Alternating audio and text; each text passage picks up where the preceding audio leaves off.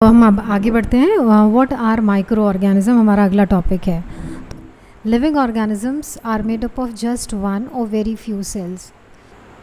Idea हो ही गया है कि वो ऑर्गेनिज्म जो कि सिर्फ या तो एक सेल या एक से ज़्यादा वेरी फ्यू कुछ सेलों से बने हैं, वो इतने छोटे हैं कि we can not see them with the naked eyes, and इन्हीं ऑर्गेनिज्म को हम माइक्रो ऑर्गेनिजम्स कहते हैं। अब इसमें से बेस्ट एग्जांपल कौन सा है? जैसे अमीबा है, वो जस्ट एक सेल का बना है, यूनिसेलुलर में कैटेगराइज है, जबकि कुछ फंजाई ग्रुप में जिसमें ईस्ट है वो सिंगल सेल्ड का है, बाकी उस कुछ मेंबर्स हैं वो मल्टी सेलुलर हैं, और एल्गी के कुछ मेंबर्स हैं तो इनको हम मल्टी सेलुलर कहेंगे, जबकि वो हैं माइक्रोस्कोपिक कैटेगरी में ही, क्योंकि उनको देखने के लिए हमें माइक्रोस्कोप की मदद लेनी पड़ेगी। तो यही लिखा है कि to observe the cells of microorganism we need to use a microscope. अब एक नए माइक्रोस्कोप की बात कर लेते हैं, फोल्डेबल माइक्रोस्कोप, पेपर माइक्रोस्कोप, जिसको फोल्ड स्कोप कहा गया है। ये उतना बेटर तो नहीं है जितना हमारा लैब का था माइक्रोस्कोप है, फिर भी बेटर है कुछ सिचुएशंस के लिए। अब कुछ ऑर्गेनिजम्स को देखने के लिए हमें ये एक्टिविटी करनी पड़ेगी, और इसमें भी दो सोर्सेज हैं जहाँ से हम इन माइक्रो ऑर्गेनिज्म को देख सकते हैं। एक तो हमें पॉन्ड वाटर या कोई भी स्टैग्नेंट वाटर का सोर्स यूज़ कर सकते हैं, और या फिर सॉइल सस्पेंशन। तो जो पॉन्ड वाटर या स्टैग्नेंट वाटर, उसमें करना क्या है कि हमें किसी एरिया, कोई भी एरिया जहाँ पे आपको स्टैग्नेंट या पॉन्ड वाटर मिलता है, उसको आप कलेक्ट कर लो, और उस वाटर में से एक ड्रॉप लेकर आप माइक्रोस्कोप में देखने के लिए एक वो स्लाइड यूज़ करें, उस पर आप रखो और माइक्रोस्कोप के नीचे उसको देख लो। जब आप इस लिक्विड के ड्रॉप को माइक्रोस्कोप के नीचे देखोगे तो आपको उसमें टाइनी ऑर्गेनिजम्स नज़र आएंगे। अब दूसरा काम क्या कर सकते हैं, अगर हमें देखने माइक्रो ऑर्गेनिजम्स, तो हम सॉइल सस्पेंशन का इस्तेमाल कर सकते हैं। सॉइल सस्पेंशन होता क्या है? सिंपल सा, आप कहीं से भी सॉइल ले सकते हो, जहाँ पे भी आपको मॉइस्ट सॉइल मिलती है वहाँ से आप उसको कलेक्ट कर लोगे। अब प्रिकॉशनरी बोला गया है कि आप ना डायरेक्ट हाथ से ना लें, बेयर हैंड से उस मिट्टी को ना उठाएं, स्पून या ग्लव्स का इस्तेमाल करें, ताकि ये सिर्फ हाइजीनिक कंडीशन को मेंटेन करने के लिए है। अब उस मिट्टी को लेकर आप एक बीकर में पानी में डाल दें, इसमें आपने डाल दिया। अब ये एक ग्लास रॉड लें और उसको स्टीयर करें, मिक्स करें। तो यहाँ पे आप क्या देखोगे कि एक बीकर लिया, बीकर क्या, ये ग्लास का जार है, और उसमें आपने ये मिट्टी डाल दी और उसको ग्लास रॉड की मदद से घुमाएं, मिक्स करें। ये पानी ना धूमिल हो जाएगा, मिट्टी पूरी उसमें पूरे में दिखने लगेगी। क्यों? क्योंकि वो फाइन पार्टिकल्स से बनी है सॉइल की। लेकिन थोड़ी देर बाद अगर आप उसको छोड़ दोगे तो ना हैवी चीज़ें नीचे बैठ जाएंगी। तो अब ये जो मिक्स करके तैयार हुआ है आपका, इसको आप कहोगे सॉइल सस्पेंशन। इसमें से जो ऊपर की लेयर है उसमें से एक ड्रॉप लीजिए और माइक्रोस्कोपिक स्लाइड जो है उसमें रख के उसको फिर से वैसे ही, जैसे आपने स्लाइड बनाई थी एक्टिविटी में कैसे बनानी होंगी वो देखी थी, वैसे ही आपको देखना है। अब इन दोनों केसेस में जब आप माइक्रोस्कोप के नीचे स्लाइड देखेंगे तो आपको कोई ना कोई माइक्रो ऑर्गेनिज्म बहुत सारे मिलेंगे। तो ये जो माइक्रो ऑर्गेनिज्म है ये स्लाइड में कहाँ से आ रहे हैं? क्योंकि ये ऐसी जगह हैं जहाँ पर माइक्रो ऑर्गेनिज्म रहते हैं, यानी कि पानी के अंदर रहते हैं, सॉइल में रहते हैं। तो वहाँ जब रहते हैं तो वहाँ पर वो अपना अपना जो भी उनका काम है वो करते हैं, वो हम आगे देखेंगे कि वो काम क्या करते हैं। नाउ ये कंक्लूजन हमें यहाँ से मिल रहा है कि जब हमने स्लाइड देख ली तो हमें ये पता चल गया कि even soil suspension contains a variety of tiny creature that can not be seen with the unaided eyes, और इनको कैटेगराइज किया गया एज माइक्रोब्स और माइक्रो ऑर्गेनिज्म। अब कुछ उदाहरण के साथ, एग्जाम्पल के साथ हम देखेंगे कौन कौन से ग्रुप्स हैं या ऑर्गेनिजम्स हैं जो हम इनमें रखे गए हैं। तो पहला है कुछ सैंपल हैं, ऐसा नहीं कि यही 3 या 2 या 1 या 10 मिलेंगे, ये सिर्फ सैंपल हैं एग्जाम्पल के तौर पर। इनको इजी है स्टडी करना, सबसे पहले स्टार्टिंग इन्हीं से की गई है आपके लिए। तो पहला ऑर्गेनिज्म जो है वो है अमीबा। अब इस ऑर्गेनिज्म को अगर आप देखोगे ना तो इसका कोई भी फिक्स शेप नहीं है, तो आप कैसा भी बना दोगे ना वो अमीबा हो जाएगा। तो अब अमीबा ऐसे भी हो जाएगा, ठीक है। तो यहाँ पर जो ये जो फिंगर लाइक प्रोजेक्शन है ना, इनको हम बोलते हैं सीडोपोडिया।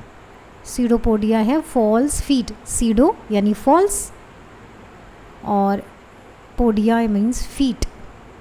तो ये जो अमीबा है ना, ये इसकी जो ये फीट है, इसकी मदद से ये मूव करता है। और क्योंकि ये फिक्स्ड शेप नहीं है, चेंज होता रहेगा पोजीशन इसकी सीडोपोडिया की, इसीलिए आप कह सकते हो कि ये ऑर्गेनिज्म अपने आप में यूनिक है, इर्रेगुलर शेप होने की वजह से, सिंगल सेल्ड है। दूसरा मेंबर है, शेप देखिए बहुत सुंदर सा है और ये स्लिपर शेप्ड है। और ये है कौन? ये है पैरामीशियम। अब ये दोनों जो मेंबर है ना, ये प्रोटोजोन मेंबर है। और प्रोटोजोन मेंबर का ग्रुप हम पढ़ेंगे। ये वो ग्रुप है जिसमें सारे सिंगल सेल्ड ऑर्गेनिज्म रखे गए हैं, बैक्टीरिया को छोड़कर। बैक्टीरिया यहाँ पे नहीं है, वो भी सिंगल सेल्ड है, लेकिन ये प्रोटोजोन है। हम आगे डिस्कस करेंगे कि ये जो नाम है प्रोटोजोन को और बैक्टीरिया को एक ही ग्रुप में क्यों नहीं रखा गया। तो यहाँ पर इसकी पैरामीशियम की बात करेंगे तो ये भी एक सिंगल सेल्ड मेंबर है और इसके पास स्पेशलाइज स्ट्रक्चर्स हैं जिसकी मदद से ये चलता है। और वो अगर आप ध्यान दोगे ये आउटलाइन पर यहाँ पे देखिएगा तो बहुत छोटे छोटे ब्रिसल्स हैं, यानी इसी को मैं मॉडिफाई करूँ तो ये आप कह लो इसका वॉल है। तो इसके बाहर ये जो फिंगर लाइक प्रोजेक्शन है, फिंगर लाइक भी बोले, ब्रश लाइक प्रोजेक्शन, ये सीलियाँ हैं। तो अमीबा मूव करता है सीडोपोडिया की मदद से, पैरामीशियम मूव करता है सीलिया की मदद से। और अगला तीसरा मेंबर है हमारा जो कि पॉन्ड के वाटर में मिलेगा, वो है एल्गी। और ये इन दोनों ग्रुप से इसलिए अलग है क्योंकि यहाँ पे क्या देख रहे हो, इसमें ग्रीन कलर। इसका मतलब अगर ग्रीन कलर है तो क्लोरोफिल है, क्लोरोफिल है यानी कि ये फोटोसिंथेसिस कर सकता है। तो यहाँ पर जो हमें क्लोरोफिल नहीं दिख रहा है, हमें क्या दिख रहा है, क्लोरोप्लास्ट। इसके अंदर क्लोरोफिल पिगमेंट होता है। तो ये जो ग्रीन कलर का स्ट्रक्चर है जो आपने पढ़ा भी था पीछे टॉपिक में कि प्लांट सेल में क्लोरोप्लास्ट है जिसकी वजह से ग्रीन कलर है। अगर इसके पास क्लोरोप्लास्ट या ग्रीन कलर है तो ये फोटोसिंथेसिस करेगा ही करेगा। जबकि ये दो ऊपर के जो दो मेंबर है ना, ये नहीं कर सकते फोटोसिंथेसिस, ये अपना फूड कैप्चर करते हैं जिस वाटर में ये रहते हैं, इसीलिए ये अलग है। बट क्यों हम इनको एक साथ पढ़ रहे हैं, क्योंकि ये पॉन्ड में मिलेंगे तरह तरह के। ये भी सिंगल सेल्ड मेंबर है, ग्रीन कलर की वजह से ये फूड बनाता है अपना खुद ही। अब सॉइल सस्पेंशन में हमें कौन कौन से ऑर्गेनिज्म मिलेंगे उनकी बात कर लेते हैं। जैसे पहला है मेंबर, दूसरा, ये दोनों ही ग्रुप फंजाई से बिलोंग करते हैं। फंजाई ग्रुप है, अलग कैसे, क्योंकि ये फोटोसिंथेसिस नहीं कर सकता। और ईस्ट इसी ग्रुप में है। ख़ास बात क्या है, ये सिंगल सेल नहीं है, मल्टी सेल्ड हैं दोनों।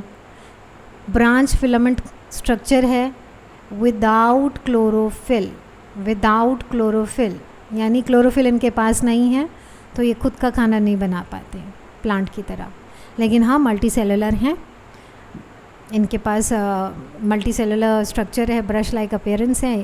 तो इसीलिए ये हमारे बहुत इम्पॉर्टेंट, आप आगे पढ़ोगे डिकम्पोजर्स में काम आएंगे। और साथ में ही फूड इंडस्ट्री में भी इनकी मदद होगी। इनकी मदद क्या होगी, इनके सदस्य ग्रुप की, यानी ईस्ट की हम बात कर रहे हैं। ब्रेड मोल्ड, ब्रेड के ऊपर फंगल ग्रोथ हो जाता है, तो फूड में तो हम नहीं यूज़ करेंगे इसको, ईस्ट को यूज़ करते हैं एज अ फूड में हेल्प करवाते हैं बनाने में। अब आ जाते हैं तीसरा मेंबर, ये भी एल्गी मेंबर है। तो पीछे हमने एल्गी पढ़ा ही था, तो कुछ सॉइल सस्पेंशन में भी हमको एल्गल मेंबर मिल जाएंगे और वो ग्रीन कलर पिगमेंट वाले। चौथा मेंबर है बैक्टीरिया का। तो यहाँ पर जो सैम्पलिंग की गई है ना, वो कैसे की गई है, जो फंजाई ग्रुप के दो मेंबर हैं ऊपर जो दिए हैं, ये ग्रीन वाला फोटोसिंथेसिस करने वाला है और तीसरा बैक्टीरिया ये वाला। तो बैक्टीरिया सबसे अलग है। बैक्टीरिया इसलिए अलग है क्योंकि ये वो ग्रुप है जो हमारे फूड इंडस्ट्री के लिए भी अच्छा है, डिकम्पोजर्स का काम करता है, बहुत कुछ है। और इसके कुछ सैम्पल्स दिए हैं यहाँ। शेप अगर देखोगे, ये बैक्टीरिया के डिफरेंट शेप्स हैं और ग्रुप में है ये, और इन्हीं के बेसिस पे इनको नाम दिया, स्फेरिकल, कॉमा, स्पाइरल। और इनके हेयर लाइक प्रोजेक्शंस होते हैं इन सेल के चारों तरफ, जो इनको हेल्प करता है। डिपेंड करता है कैसा है, किसी में एक हो सकता है, किसी में चारों तरफ हो सकते हैं। तो ये जो होते हैं इनको या तो फ्लैजिला या सीलिया। तो फ्लैजिला या और सीलिया, इनमें से कोई भी हो सकता है जो प्रोजेक्शंस हेल्प करते हैं मूवमेंट में। तो इनमें हम मेन क्या पढ़ेंगे? सीलिया हमने पैरामीशिया में पढ़ा, तो यहाँ पे हम नहीं पढ़ेंगे। हम क्या पढ़ेंगे? नया स्ट्रक्चर, सीलिया जैसा फ्लैजिला। सीलिया जैसा है एग्जैक्टली नहीं है, क्योंकि फ्लैजिला लंबे स्ट्रक्चर्स होते हैं, जबकि हमने पीछे पढ़ा कि ब्रश की तरह है सीलिया। यहाँ पे बताया था सीलिया, ये टूथब्रश के जो ब्रशल्स हैं ना, वैसे सीलिया हैं, छोटे छोटे बहुत सारे। लेकिन फ्लैजिला क्या होते हैं? लंबे लंबे हैं, हंटर की तरह, और कुछ संख्या होती है, बहुत अनगिनत नहीं होते हैं। तो ये कुछ सैम्पल्स थे एग्जाम्पल के साथ ऑर्गेनिज़म्स के। होप आपको समझ आए होंगे।